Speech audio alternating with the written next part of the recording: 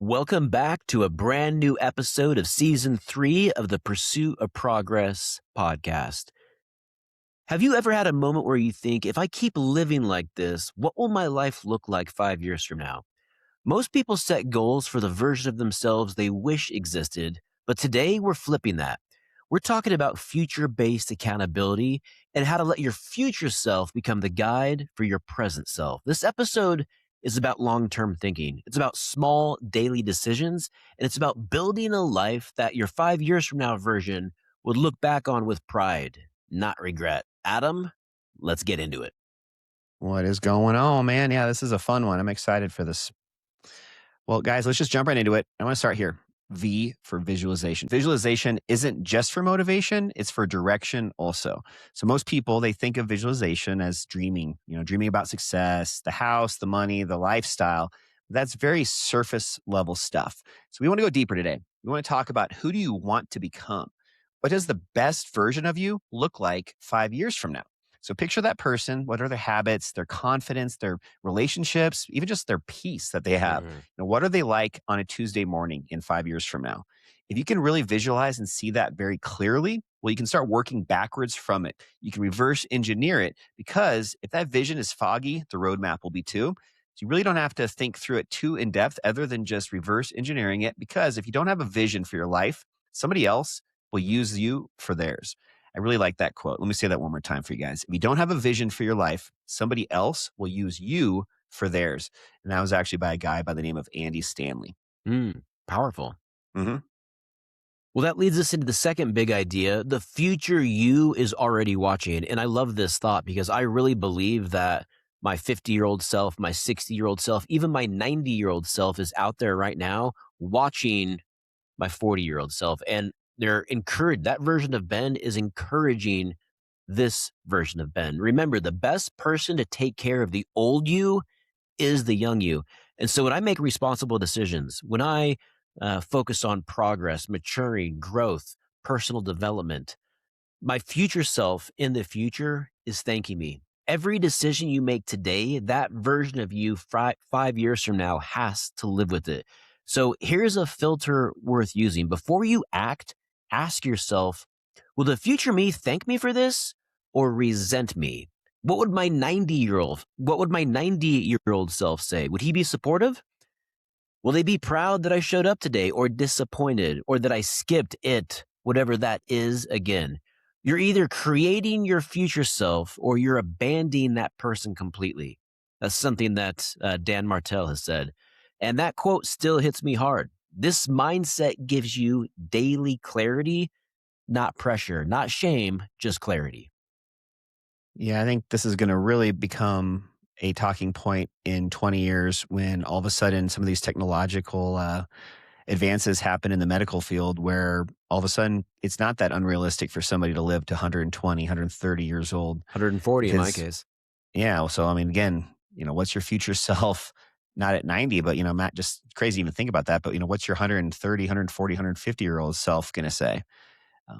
That's something that's an uncharted territory. We don't have to go down a rabbit hole with that, but just interesting to think about that perspective as well. But I read a lot of biographies, and so one of the eras that I really enjoy is kind of the Civil War, Industrial Revolution, second half of the 1800s into the first half of the 1900s. And some of them lived pretty long. Like Rockefeller, for example, lived, I think, until he was 97 or 98 years old. But then I ask myself, I'm living to 140. So what would that be like for him? And you just realize how long that is. Kind of a final thought here on this topic. One thing that always blows my mind is when you hear about like these animals that are really, really old. Like there's that sea turtle. There's a sea turtle, I think, in the Tulsa Aquarium.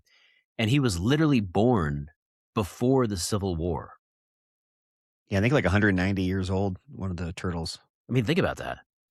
Like, can you even 190 years old? Like, obviously he's in water and in an aquarium. He's not living our lives, but I mean, just think about that, though. And this is a thought, a concept that is, for a lot of us, myself included, it's complicated. It's hard to even think about, what the world is going to be like when you're a 50-year-old self or 60-year-old self. Mhm. So if you guys are wondering just like how to actually act on this, the really good tool to use is what we call backcasting. So most Mm. people forecast, they try to predict what might happen. Think of like a weather forecaster. Forecasting is one thing, but backcasting, believe it or not, is the exact opposite. So you start with the destination and then you reverse engineer everything that's going to take for that path to get there. So let's just say, as an example, you want to own 10 properties by 2030. Yeah. Well, what needs to be true by 2028? What actions need to happen in 2026? What do you need to do maybe this quarter? What do you need to do tomorrow?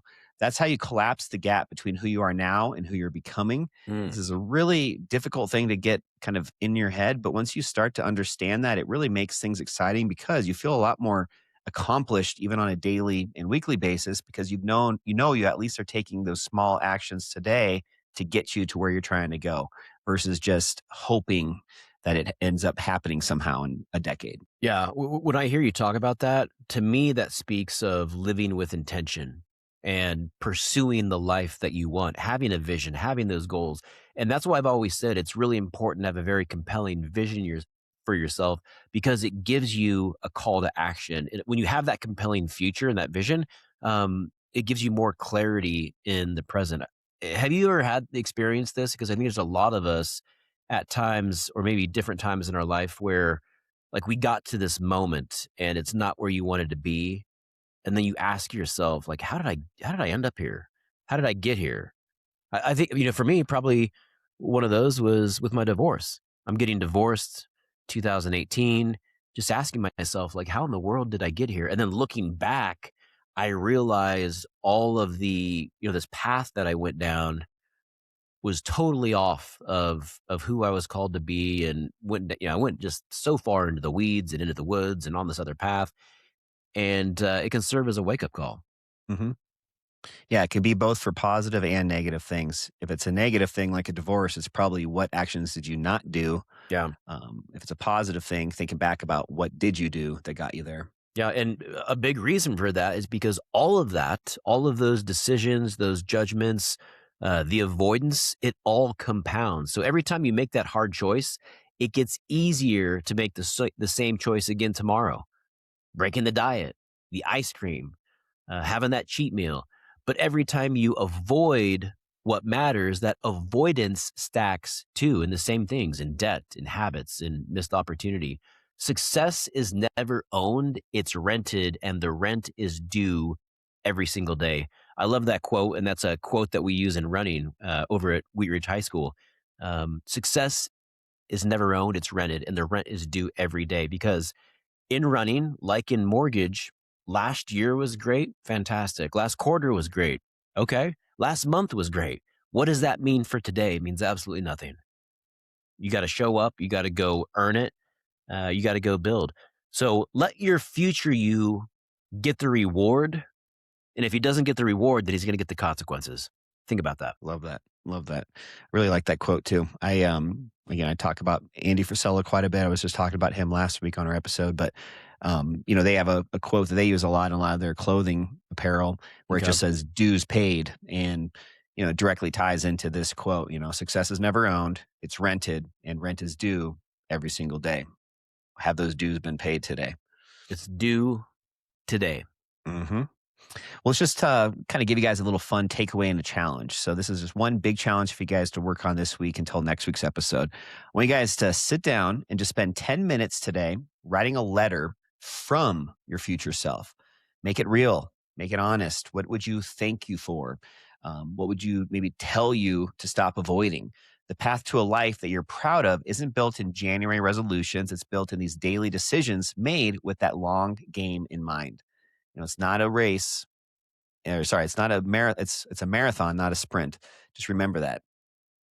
Yeah, so a couple weeks ago, you brought up Mr. Beast and how he had recorded a video in the present to himself 10 years in the future.